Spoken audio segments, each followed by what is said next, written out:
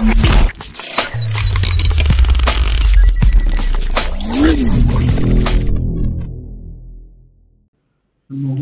kita termasuk orang-orang yang dicintai dan juga mencintai beliau di dunia dan juga akhirat.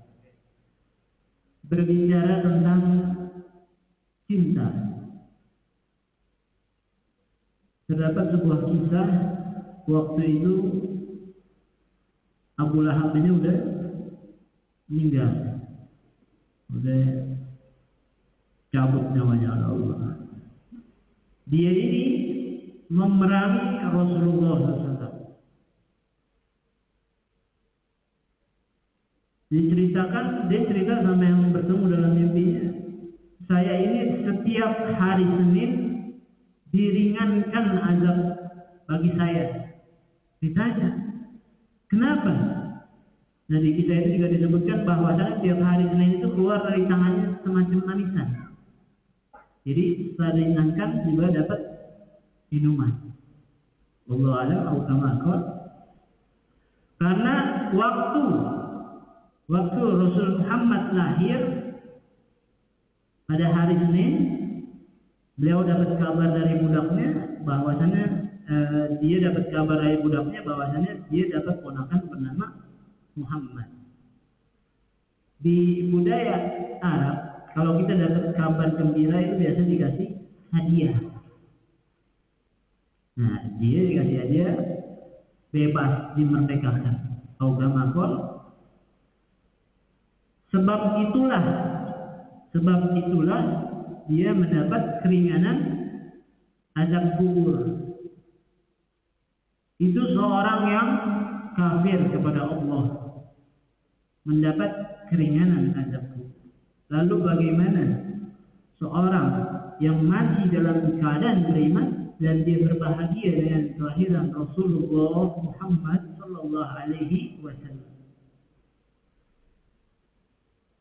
Lalu juga diceritakan bahwasanya Ummi Syafa ini kita baca di kitab Maulid, beliau ini ibunya Sayyidina Abdurrahman bin Auf. Sayyidina Abdurrahman bin Auf ini orang yang kaya, pedagang.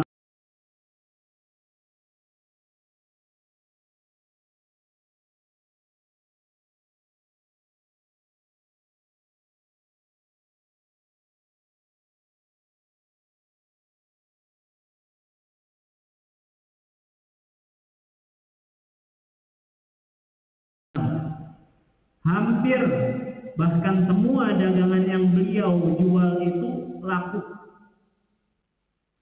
Dan juga diceritakan bahwasannya barang yang pernah beliau pegang atau beliau miliki itu kalau dijual banyak yang nyari.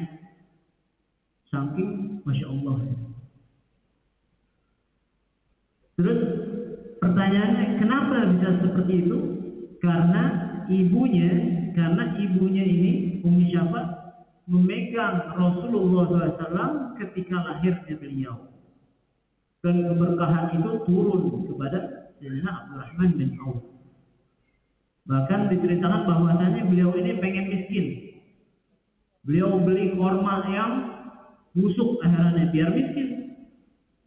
Saking kayanya dibelilah korma busuk, dikumpulin, tiba-tiba ada wabah, dan wabah itu tidak bisa sembuh kecuali dengan korma busuk tadi. Maka beliau jadi kaya lagi.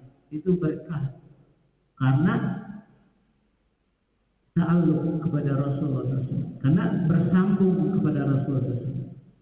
Dan itu juga diceritakan bahwasannya ada seorang yang ahlul ma'asi, jadi intinya orang ini berdosa, seorang wanita yang berdosa.